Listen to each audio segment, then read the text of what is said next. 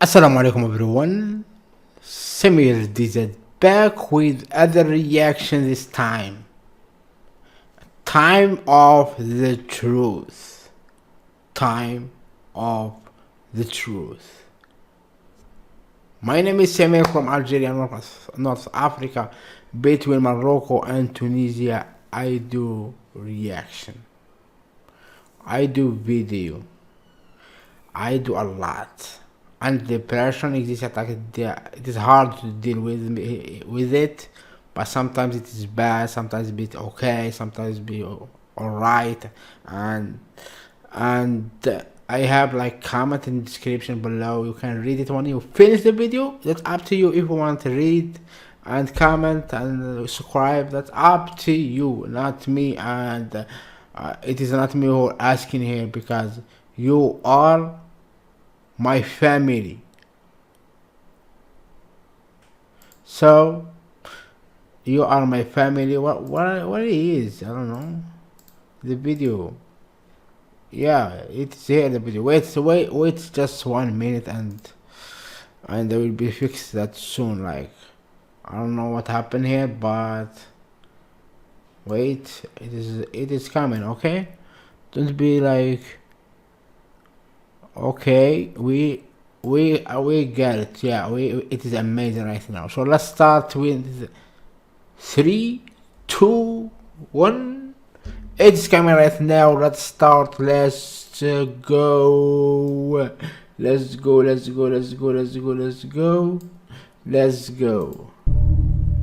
Okay, time of the truth. Killing of a Cambodian soldier in a skirmish with the Thai army here kicked off the latest round of tensions between the two neighbours. Thailand will never go to the International Court of Justice. If you want his land, let's duel. And a duel we got. This morning, Thailand launched its military force on Cambodia, despite Cambodians' effort to complain to the International Court of Justice. And the comment you saw in the beginning of the video, that is actual statement produced by the Lieutenant General of the Thai's Royal Army. Just picture that before we go to dissecting the events. So let us break it down. What are the truth and what are the deception?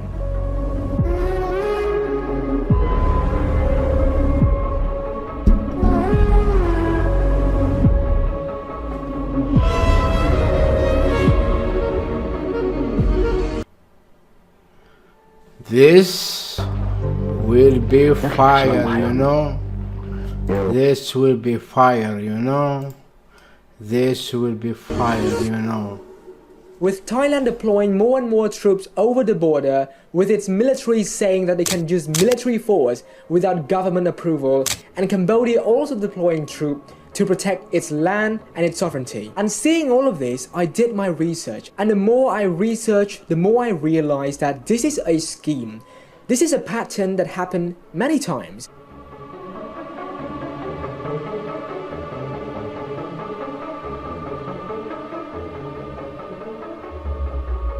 And so before we begin, imagine this. We have a country whose leader was suspended from duty. We have a country whose military is outright saying they don't need government approval to enforce its military, which is a bonkers statement to say in public. And we have a country whose voice is divided between escalating tension and de-escalating tensions. And the country I'm talking about here is Thailand. And let me be clear, all of the statement in this video, I will leave the sources in the description down below, so you can check for yourself and make your own decisions. Okay, currently it's quite late at night. This part of the video actually is not meant to be inside of this video, but I feel like a lot of people will not watch till the end and they will make a lot of comments down below. So I want to put this early, and that is related to civilians' lives being lost during the war. Firstly, just to point it out, I do not support any sort of war ever, period. And especially war that targets civilians. But currently, Cambodia, my nation, is being painted as a country that attacks civilians. This part of the narrative that the media just grab and put it out to the world without any context whatsoever is an absolute mind-twisting thing that I am seeing in real time. Let me break it down to you. Okay, Okay, so I have been doing this video for quite a while, since June. There were a lot of research that I've done related to the incidents that happened so far between Cambodia and Thailand. And from the very start, Cambodia has been very honest and upfront so many times that Cambodia will not respond unless Cambodia is invaded. That is the narrative from the very start. Secondly, Thailand is the nation escalating tension from the very start first. Closing border, making remarks that they are ready for war. Here's an article that posted by Thailand themselves that the defense minister of Cambodia say that Cambodia won't invade, lack jets to reach Bangkok.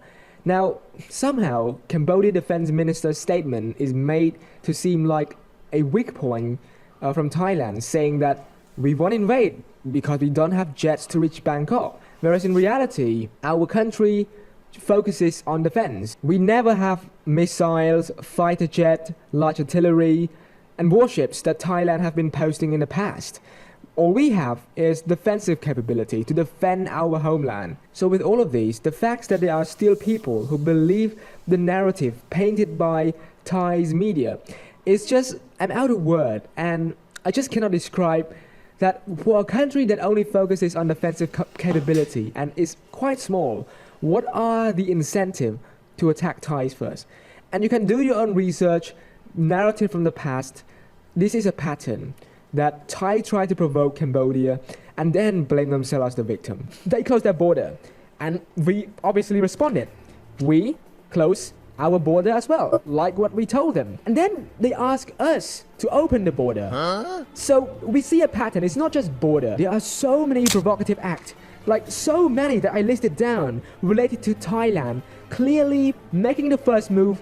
And since Cambodia doesn't bite, they try to pull out, and Cambodia say, no, we won't just listen to you. You cannot just close border and open like however you feel.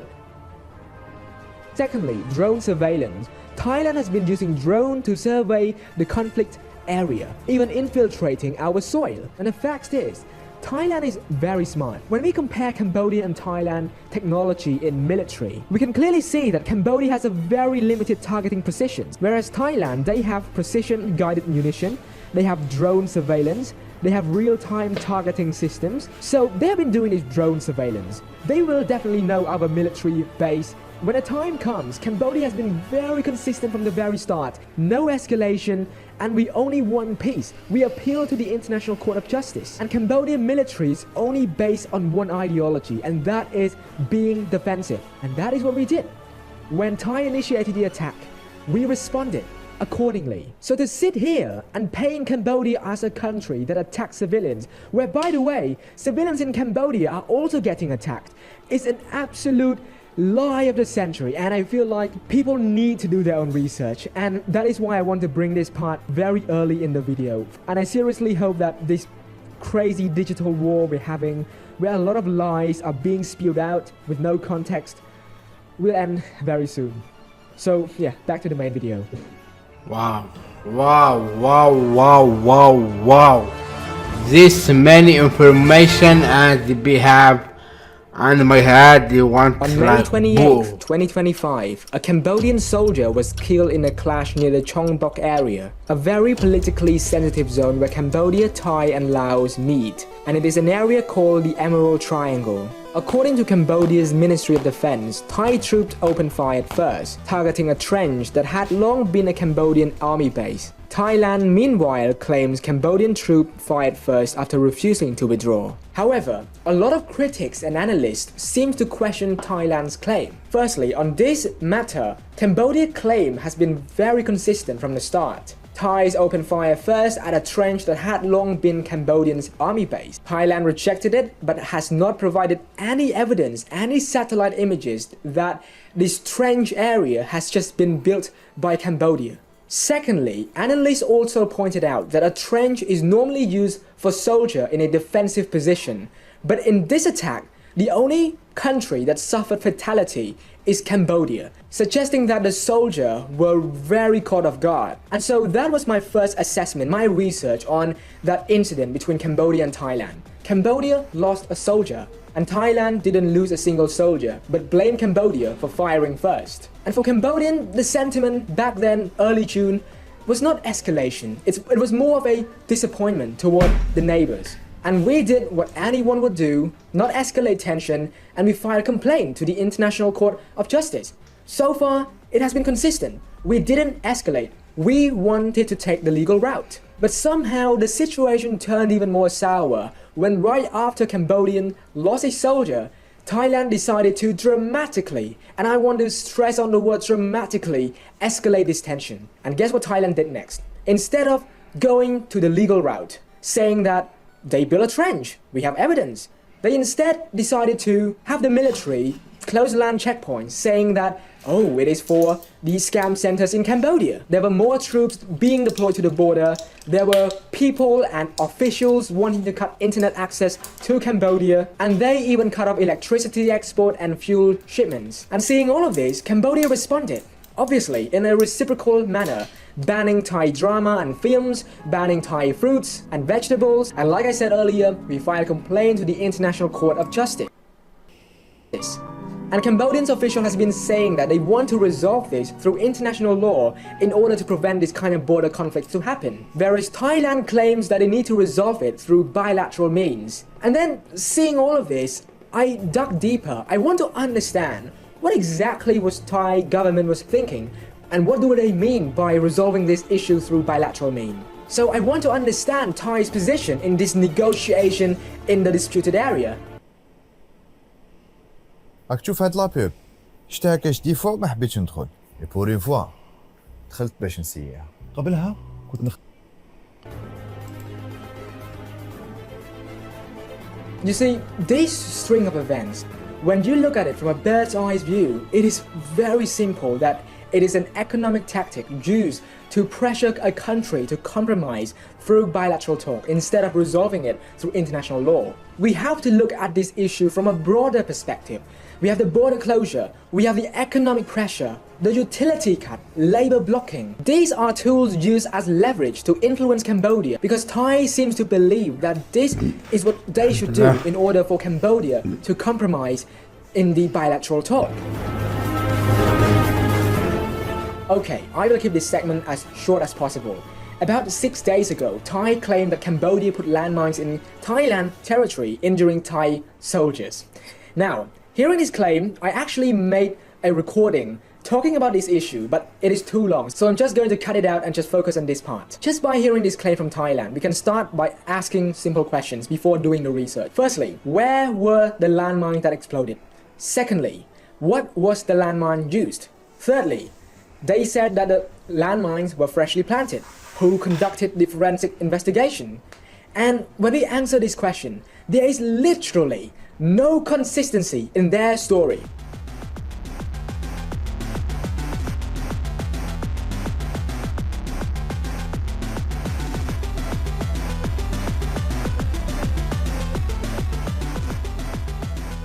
Firstly, the landmine that were used from their perspective is the PM2 landmines, designed by the Soviet. In Cambodia, we have a stockpile of that. During the Vietnamese War, during the Khmer Rouge regime, the internal conflict, and there were a lot of these landmines around the border of Cambodia. So either Thailand stepped into our territory and suffering injury, or they planted the landmine themselves and accusing Cambodia of planting the landmine. Secondly, we can ask the basic question, who would gain more from this provocation? It is Thailand. Thirdly, we can see the pattern from Thai military. They have been ready for conflicts to happen, and they are escalating the tension from the very start, which I will go to in just a little bit. And fourth and finally, who did the forensic investigation on the landmine incident? Nobody, no third party except from Thai themselves did the investigation and claimed that the landmines are freshly planted. They didn't hire a third party. If they were so sure that they were right, they would hire an international body to do the forensic investigation and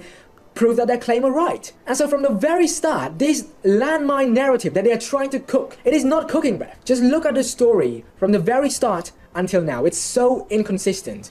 But guess what? They still run with it. And on the 24th of July, they launched a military attack on Cambodia. So if you hear all of this, with all of the sources I provide down below, and you still sit there and say that Cambodia is the country to start this conflict, then I have no word, I genuinely have no word to say to you. And so that is when we close chapter 1 of this story, report and making.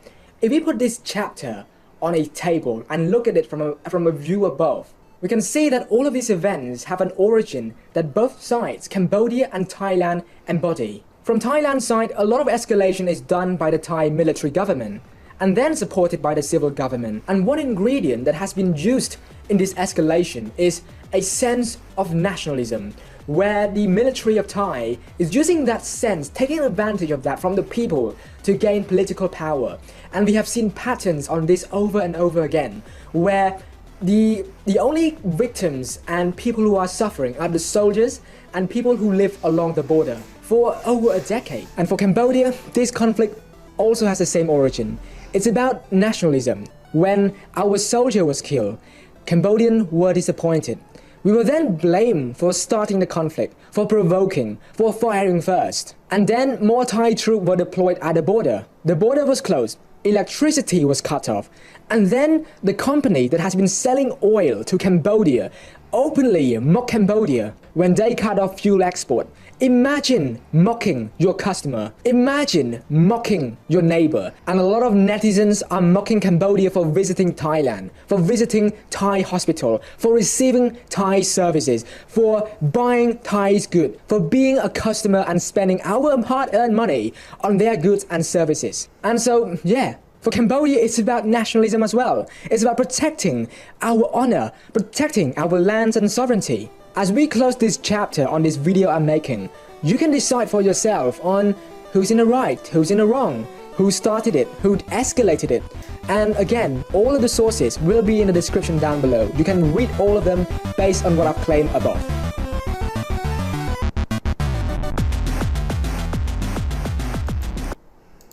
Okay, this video takes a lot of time to research. And that is because I want to satisfy my own curiosity as to why this conflict occurred in the first place.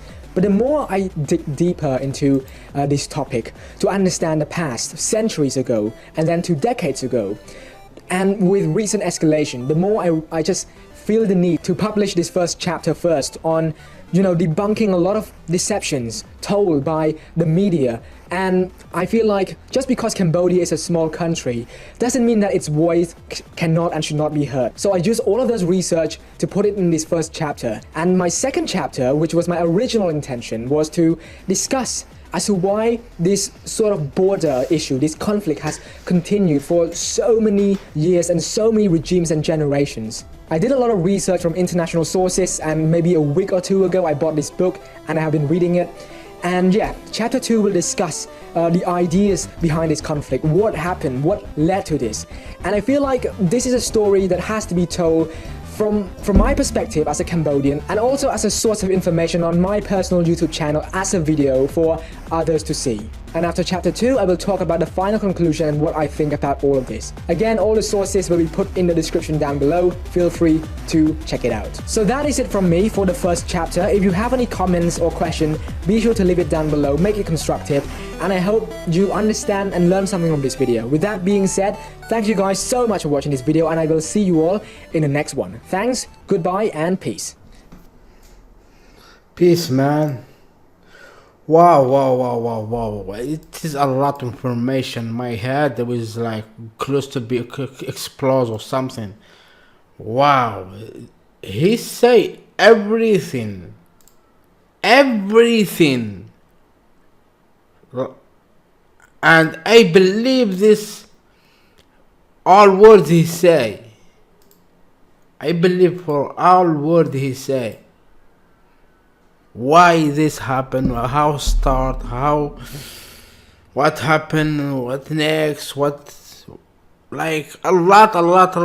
It's my mind like want to explode. I swear, like I was like, what? This crazy. Oh my god, man. The every day Sam. I describe your channel, man. You are amazing, and explain to us this Cambodia and Thailand. Oh my god, like Wow, I was doubting before about I was like going to side of Thailand, but I love Thailand, so like I make reaction about Thailand and a lot of things about Thailand. But this in this in moment this I want the truth because I don't want to lie and be a part of, with them or something. I want to be honest, true, and support and give and love, and that's all it is matter. If you want to believe, if you want to say words and be honest in a comment, that's all I need. I will read the comment and I will answer, and it's up to you. So everything in description and their comment I will write it. If you want to help with this with that, thank you so much. I need your help between my dad and me problem we have. So assalamu alaikum, peace, salam, salam.